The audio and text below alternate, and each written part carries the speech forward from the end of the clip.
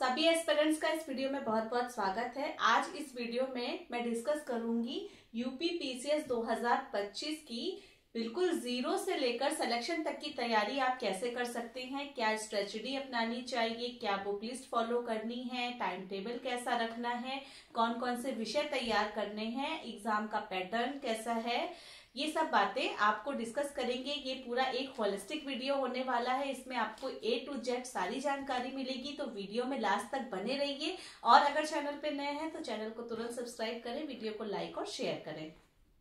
तो आइए पहले यूपी पीसीएस के एग्जाम के पैटर्न को समझ लेते हैं। यूपी पीसीएस की जो परीक्षा है वो प्रदेश की सबसे प्रतिष्ठित परीक्षाओं में से एक है और साथ ही साथ सबसे टफ परीक्षा भी मानी जाती है। इसमें 1/3 नेगेटिव मार्किंग होती है। साथ ही इसका पूरा पैटर्न अभी मैं आपको बताने वाली हूँ। यूपी पीसीएस का एग्जाम 1 डे एग्जाम होता है और इसमें हर साल करीब 5 से 6 लाख अभ्यर्थी फॉर्म भरते हैं और बहुत टफ फाइट होती है। पोस्ट की संख्या हर साल बदलती है। तो आइए देखते हैं कि एग्जाम कैसे होता है। एग्जाम 2 शिफ्ट में होता है। मॉर्निंग शिफ्ट में जो होता है उसको GS1 कहते हैं और सेकंड शिफ्ट में GS2 होता है।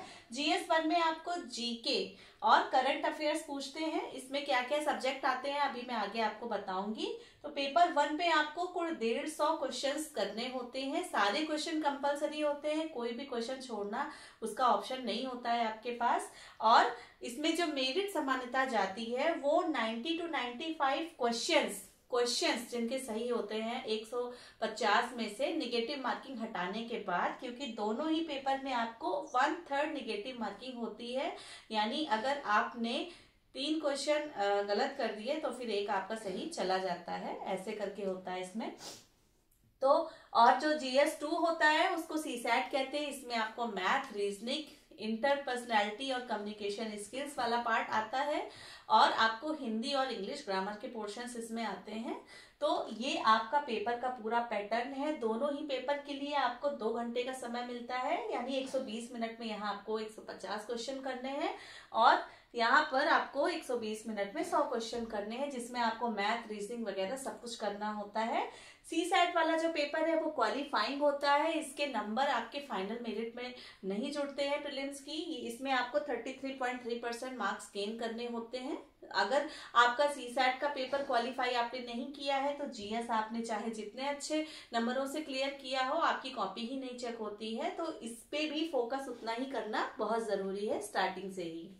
तो ये था आपका एग्जाम का स्ट्रक्चर। अब हमने यहाँ पे देखा कि ये आपका जो है हमारा टारगेट रहेगा कि 150 में से यहाँ पर इतने क्वेश्चंस आपको नेगेटिव मार्किंग के बाद सही करने हैं और इधर आपको इतने क्वालिफाई करने के लेवल तक अपने को लेकर आना है।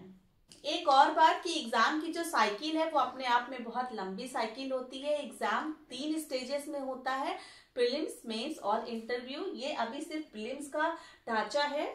प्रीलिम्स के बाद आपका मेंस का एग्जाम होता है, उसमें कुल 8 पेपर होते हैं। इसके बाद आपका 100 नंबर का इंटरव्यू स्टेज होता है जो कि फाइनल स्टेज होता है।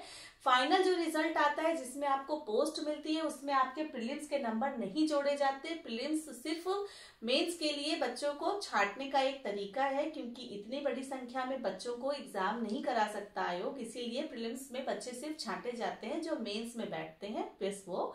और मेंस के जो आपके नंबर होते हैं GS1 से लेके पेपर 8 तक, वो फाइनल आपका जो है मेरिट बनाने में उनका अहम योगदान होता है और साथ ही 100 नंबर का आपका साक्षात्कार होता है। तो ये 3 स्टेजेस का आपका एग्जाम है और लगभग 1 साल तक पूरी इसकी साइकिल चलती है, क्योंकि आपका फॉर्म आया है, नोटिफिकेशन आया है।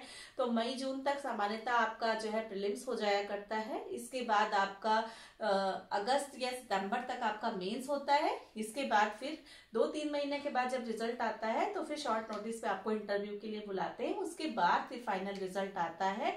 तो अगर आप इस एग्जाम की तैयारी में उतरना चाहते हैं तो पहले इसकी जो गंभीरता है उसको समझ लीजिए, इसमें कितना टफ कंपटीशन है इसको समझ लीजिए, अपना मन पूरा पक्का कर दीजिए, उसके बाद ही इसमें आए।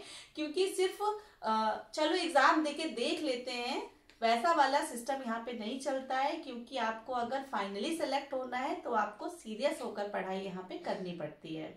तो ये तो आपने देखा एग्जाम का पैटर्न। अब देखते हैं कि जो GS1 का पेपर है, क्योंकि इसका अहम रोल होता है आपकी मेरिट डिसाइड करने में, इसमें कौन कौन से विषय आपको पूछे जाते हैं। तो इसमें कुल मोटे मोटे ये सामने लिखे हुए हैं, कुल 8 विषय मैंने बांटे हुए हैं। हिस्ट्री में एंशियंट, मेडिवल और मॉडर्न, 3 भागों में हिस्ट्री बटी हुई है और तीनों को आपको सीरियसली पढ़ना होता है। इसके बाद जियोग्राफी यानी भूगोल का पोर्शन आता है, इसमें भी 2 पार्ट हैं, वर्ल्ड जियोग्राफी यानी विश्व का भूगोल और इंडियन जियोग्राफी यानी भारत का भूगोल। इसके बाद तीसरा आ गया इंडियन पॉलिटी। इंडियन पॉलिटी भी अपने आप में एक स्कोरिंग सब्जेक्ट माना जाता है। इसके बाद यूपी स्पेशल वाला पार्ट, इससे भी क्वेश्चंस हर साल आते हैं। अभी मैं आपको बताऊंगी कि किससे कितने क्वेश्चन आते हैं। इसके बाद इन्वायरमेंट वाला पार्ट यानी पर्यावरण, इसमें आपको कोर कॉन्सेप्ट जो है, कोर डिफिनीशंस हैं और आपको जो नेशनल पार्क, बायो सेंचुरीज, ये सब बायोस्फीयर रिजर्व्स, रामसर वेटलैंड्स, ये सब चीजें आपको पढ़नी होती हैं।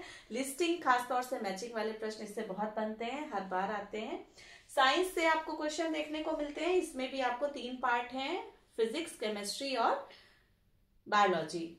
फिर इकोनॉमिक्स का पोर्शन आ गया और इकोनॉमिक्स में ही आपका एग्रीकल्चर वाला पार्ट भी आता है। एग्रीकल्चर से भी हर साल 4 से 5 प्रश्न अलग से पूछ लिए जाते हैं।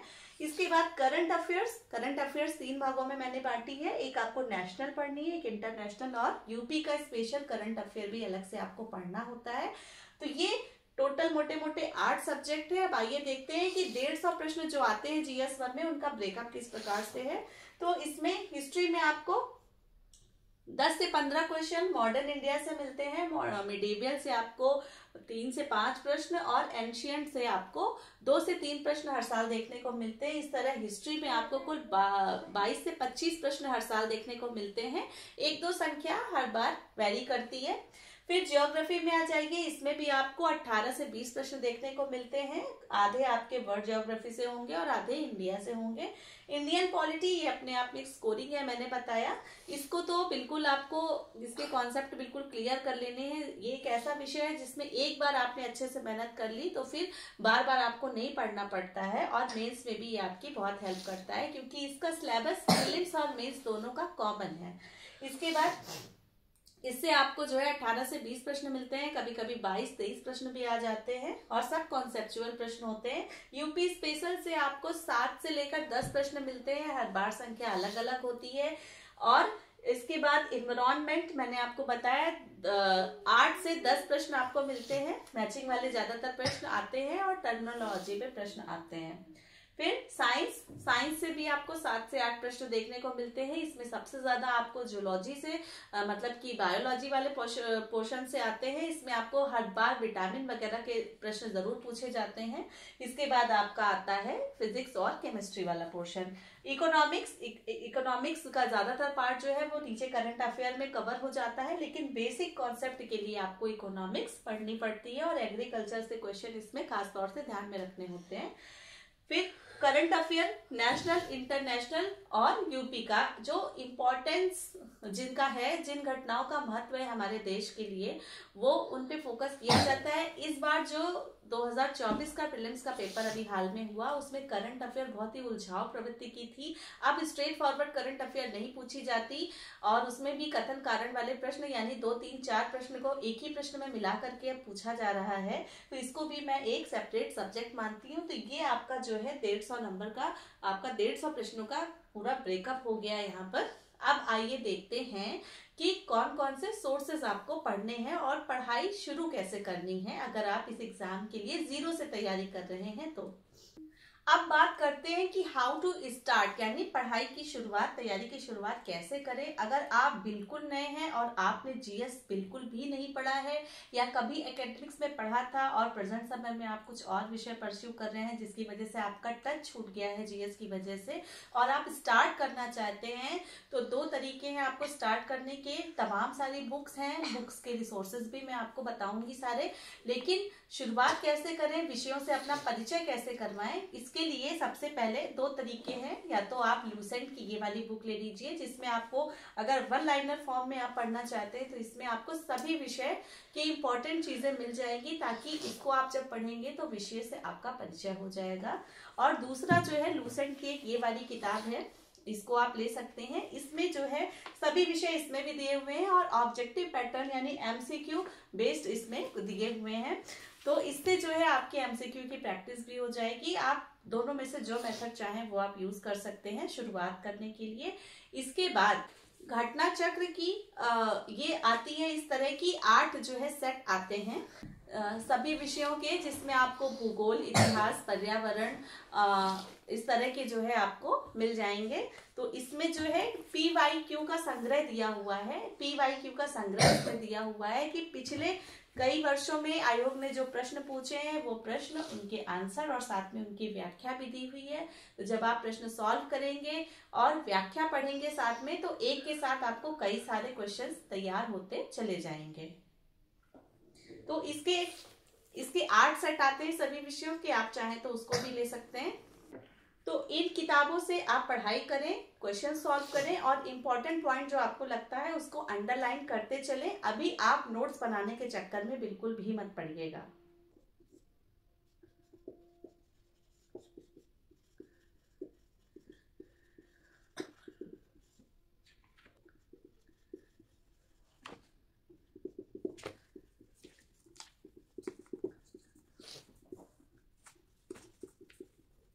कि आपको किस सब्जेक्ट के लिए कौन सी बुक फॉलो करनी चाहिए। हिस्ट्री के लिए 3 पार्ट है, एंशिएंट, मिडीवल और मॉडर्न। एंशिएंट और मिडीवल के लिए आप एस.के. पांडे की किताब रिफर कर सकते हैं और मॉडर्न के लिए भी एस.के. पांडे की किताब आती है, लेकिन मैं पर्सनली आपको स्पेक्ट्रम रिफर करूंगी मॉडर्न के लिए, क्योंकि स्पेक्ट्रम होलिस्टिक किताब भी है। साथ ही आप इससे जब पढ़ाई करते हैं तो आपको मेंस में आंसर लिखने में मदद मिलती है ज्यादा अच्छे से।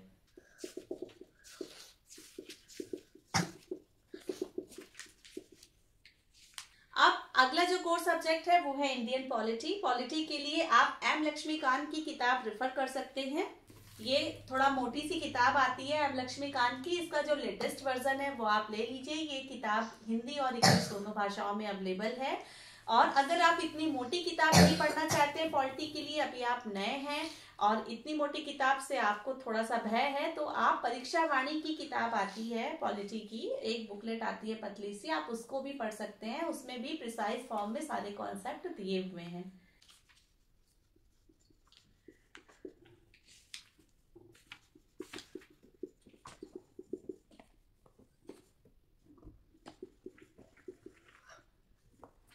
अब अगला सब्जेक्ट आता है ज्योग्राफी। ज्योग्राफी के लिए तमाम सारी किताबें अवेलेबल हैं, बहुत लेंदी किताबें जैसे माजिद हुसैन वगैरह भी अवेलेबल हैं। लेकिन मैं पर्सनली, मेरी ये सोच है कि ये आपको जो है एक क्वालिफाइंग एग्जाम है, तो इसकी तैयारी सिर्फ आपको उसी लेवल की करनी है कि आपको जिसमें पढ़ के सिलेक्शन हो जाए। साथ ही आपको और भी सब्जेक्ट पढ़ने, अगर एक सब्जेक्ट की आप इतनी लेंदी बुक लेकर बैठ जाएंगे तो फिर बाकी सब्जेक्ट सफर करते हैं। तो इसलिए सिर्फ उतना ही पढ़ना है, स्मार्ट वर्क करके उतनी ही स्टडी करनी है कि आपका पेपर आसानी से क्लियर हो जाए। तो परीक्षा वाणी या फिर वर्णवार की किताब आप प्रेफर कर सकते हैं ज्योग्राफी के लिए। अगर आप परीक्षा वाणी रिफर करेंगे तो 2 किताबें लेनी पड़ेंगी, क्योंकि इसमें भूगोल विश्व का और इंडिया का अलग अलग किताबों में दिया हुआ है। और वर्णवाल में आपको एक ही बुक में 2 पार्ट में आपको जो है इंडिया का और वर्ल्ड का दोनों का भूगोल दिया हुआ है। इनका लेटेस्ट वर्जन आप यूज कर सकते हैं पर्यावरण के लिए।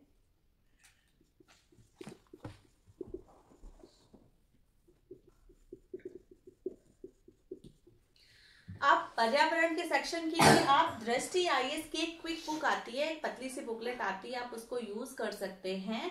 और ज्योग्राफी की जो आपकी वर्णवाल की किताब है उसमें आपको सारी लिस्टिंग दी हुई है। तो national parks, biosphere reserves, tiger reserves, wetlands वगैरह आपको यहीं से क्लियर हो जाते हैं। इसमें आपको सिर्फ बाकी जो है आपको जो कोर कॉन्सेप्ट्स हैं बस वो पढ़ने होते हैं, तो आप उसको रिफर कर सकते हैं।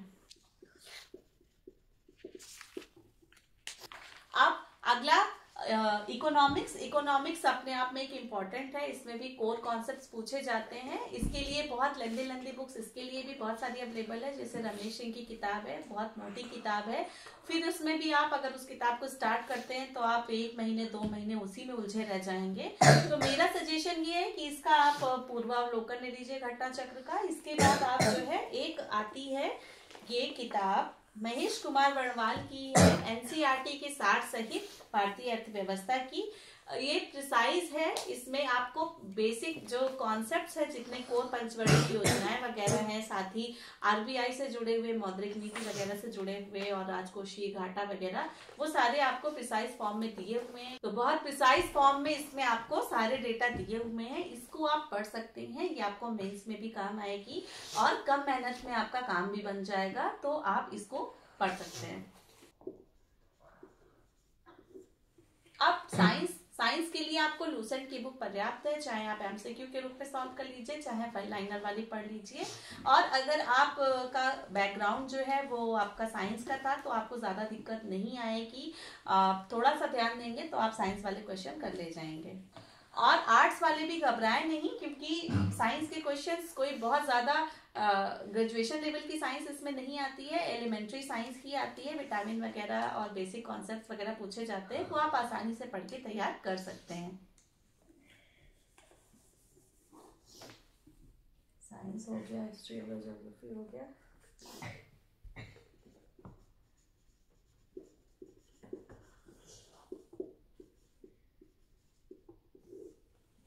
अब करंट अफेयर के लिए आप जो है घटना सार की एक बुकलेट आती है पर्पल कलर की, आप वो यूज कर सकते हैं, या फिर घटना चक्र की जो आपकी जो वार्षिक संस्करण आता है उसको आप पढ़ सकते हैं। करंट अफेयर आपको लगभग 1 साल का पढ़ना होता है।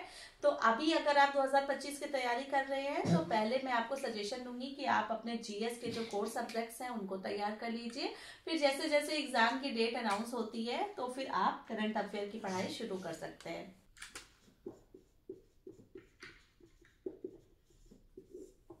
अब यूपी स्पेशल वाला जो पार्ट है, चूंकि अब मेंस में यूपी के 2 पेपर अलग से जोड़ दिए गए हैं ऑप्शनल को हटा के, तो यूपी वाला पार्ट अब इम्पोर्टेंट है मेंस और प्रीलिम्स दोनों के लिए। तो आप इसके लिए एक ऐसी करके एक घटना चक्र की तथ्य सार करके किताब आती है, आप बेसिक कॉन्सेप्ट्स के लिए इसको पढ़ सकते हैं। लेटेस्ट वर्जन इसका आप ले लीजिएगा, या फिर आप जो है राकेश सारस्वत की किताब आती है ये पीली वाली, आप इसको भी पढ़ सकते हैं। ये आपको मेंस में अच्छा काम देगी। तो ये जो है आप सोर्सेस फॉलो कर सकते हैं। तो ये आपने देखा सभी जो है बुक लिस्ट, यानी आपने एग्जाम का पैटर्न देख लिया, आपको कितने सब्जेक्ट पढ़ने हैं वो देख लिया, कितने किस सब्जेक्ट से कितने प्रश्न बनते हैं वो देख लिया, इसके बाद किस सब्जेक्ट के लिए आपको क्या सोर्स पढ़ना है वो देख लिया, स्टार्ट कहाँ से करना है वो देख लिया। अब आगे इन जीएस की जो किताबें हैं इनको आपको पढ़ना कैसे है, तो आप इनकी पहले फर्स्ट रीडिंग लगाना शुरू करिए और नोट्स बनाने के पीछे अभी स्टार्टिंग में बिल्कुल मत भागिएगा। आप बुक की रीडिंग करिए, आपको जो चीज इंपॉर्टेंट लगती है आप उसको वहीं पर पेन से या हाइलाइटर से अंडरलाइन कर लीजिए। कुछ इंपॉर्टेंट लगता है तो वहीं पर आप पेन से लिख लीजिए। किताब को आप ऐसा मत सोचिए कि इसको हमको रंगना नहीं है, इसको हमको बिल्कुल साफ सुथरा रखना है। मैं ऐसा मानती हूँ कि जो साफ सुथरी किताब होती है उसका जो मालिक होता है वो उसको उतना नहीं पढ़ता है जितना कि रंगी हुई किताब दिखती है। तो उससे मैं समझ जाती हूँ कि बच्चे ने इसमें टाइम दिया है, एफर्ट दिया और मेहनत दिया है। तो बुक में ही आप अंडरलाइन करिए, बुक में ही आप पॉइंटर्स छोटे छोटे लिख लीजिए, ताकि आप जब रिवीजन करें तो आपका समय बचे, उन बिंदुओं पर आपकी अलग से निगाह जाए। तो ये आपको सभी किताबों की आपको रीडिंग कर लेनी है। इसके बाद आपको जो है टेस्ट लगाने हैं। टेस्ट जो है लगाना बहुत जरूरी है, कंपलसरी है, क्योंकि एमसीक्यू बेस्ड क्वेश्चंस ये आपके एग्जाम होता है और साथ ही नेगेटिव मार्किंग भी है। तो अगर आप पर्याप्त प्रैक्टिस नहीं करते हैं तो या तो आप टाइम मैनेजमेंट में चूक जाते हैं या फिर नेगेटिव मार्किंग में आप नुकसान खा जाते हैं। तो इतना सब करने के बाद आपका जब बेसिक एक जीएस का आपका जो कॉन्सेप्ट है, जो आपकी समझ है वो बन जाए जब, तो फिर आपको एमसीक्यूज वगैरह लगाने चाहिए। आपको टेस्ट सीरीज इसके लिए ज्वाइन कर सकते हैं। कोचिंग ज्वाइन करना यूपी पीसीएस में सिलेक्शन लेने के लिए, फाइनल सिलेक्शन तक की मैं बात कर रही हूँ, बिल्कुल भी जरूरी नहीं है। आप सेल्फ स्टडी से और आपको ऑनलाइन जो रिसोर्सेज फ्री में अवेलेबल है आप उन्हीं से पढ़ के फाइनली सेलेक्ट हो सकते हैं। तो ये था कि आपको कैसे स्टार्ट करना है, किताबें कौन सी पढ़नी है, किताब पढ़ने का तरीका क्या होना चाहिए, और आप जो अंडरलाइन करते हैं और जो किताबें आप पढ़ते हैं उसी को आप बार बार रिवीजन करिए। अब बात आती है कि टाइम टेबल का शेड्यूल कैसे बनाना है। तो कभी भी एक ही सब्जेक्ट को पूरे दिन पढ़ने की गलती नहीं करनी है। स्टार्टिंग से ही आपको ये दिमाग पे बैठा के चलना है कि आप जो पढ़ाई कर रहे हैं वो आप सिलेक्शन लेने के लिए कर रहे हैं। तो एग्जाम की जितनी डिमांड है आप उतना ही पढ़ें। और एग्जाम में सभी सब्जेक्ट की डिमांड है, सभी सब्जेक्ट का वेटेज फिक्स है, तो सभी सब्जेक्ट को शुरुआत से ही आपको टाइम देना होगा, वरना क्या होगा कि समय बीतता जाएगा, आप एक ही किताब लेके बैठे रहेंगे। जैसे जैसे आप किताब जो है समय नजदीक आएगा, आपकी काफी सारी चीजें पेंडिंग रह जाएंगी, क्योंकि ये एक बहुत बड़ा भवसागर है इसका सिलेबस। कहा जाता है कि everything under the sun is the part of the syllabus of the civil services. तो बहुत बड़ा सिलेबस है। जब तक स्मार्ट वर्क और स्मार्ट स्टडी नहीं करेंगे स्मार्ट प्लान के साथ, तब तक आप ये जो 5 लाख बच्चे एग्जाम में हर साल बैठते हैं, इनसे आप फाइट कैसे करेंगे। तो ये थी यूपीपीसीएस 2025 के एग्जाम की स्ट्रेटजी। बाकी जो है एनसीईआरटी की किताबें पढ़ना कितना जरूरी है कितना नहीं, इसके लिए मैं वीडियो आपको अलग से दे चुकी हूँ। बुक लिस्ट पे भी वीडियो पड़ा हुआ है, आप उसको देख लीजिए। करंट अफेयर की तैयारी कैसे करनी है, इस पे भी वीडियो मेरे चैनल पे पड़ा हुआ है। साथ ही साथ मेंस के रिसोर्सेज की भी वीडियो पड़े हुए हैं। आंसर राइटिंग कैसे स्टार्ट करें, इसके भी वीडियो पड़े हुए हैं। तो आप जल्दी से जल्दी मेरे चैनल को एक्सप्लोर करें, सारे जो वीडियोस पड़े हुए हैं उनका लाभ उठाइए। और 2025 के लिए बिल्कुल अब बिल्कुल बच चुका है, बिल्कुल आप पढ़ाई में जुट जाइए। आगे आप सभी एक्सपेरेंट्स को तैयारी के लिए मेरी शुभकामनाएं हैं। अगेन आपसे बार बार कहूंगी कि सिर्फ एग्जाम को देकर देखने के लिए इस एग्जाम को ना पढ़िए, ना किसी रिश्तेदार या किसी को दिखाने के लिए, अपना स्टेटस बनाने के लिए एग्जाम दीजिए कि भाई फला तो पीसीएस की या फिर यूपीएससी की तैयारी कर रहा है। आप सिलेक्शन लेने के लिए पढ़िए, एग्जाम की गंभीरता को पढ़िए और एक स्ट्रॉन्ग मोटिवेशन ढूंढिए कि आप ये एग्जाम आखिर क्लियर करना क्यों चाहते हैं। जब वो वजह आपको मिल जाएगी तो फिर आपकी भूख प्यास नींद सब कुछ अपने आप गायब हो जाएगी और हर वक्त आपको सिर्फ एक चीज याद रहेगी, वो है एग्जाम, और एग्जाम को कैसे क्लियर करें यही आपके दिमाग में चलता रहेगा। तो सभी एस्पिरेंट्स को बहुत ढेर सारी शुभकामनाएं। उम्मीद करती हूँ कि ये वीडियो आपको थोड़ी बहुत हेल्पफुल लगी होगी। अगर वीडियो पसंद आई तो वीडियो को लाइक करें और कमेंट करें। धन्यवाद।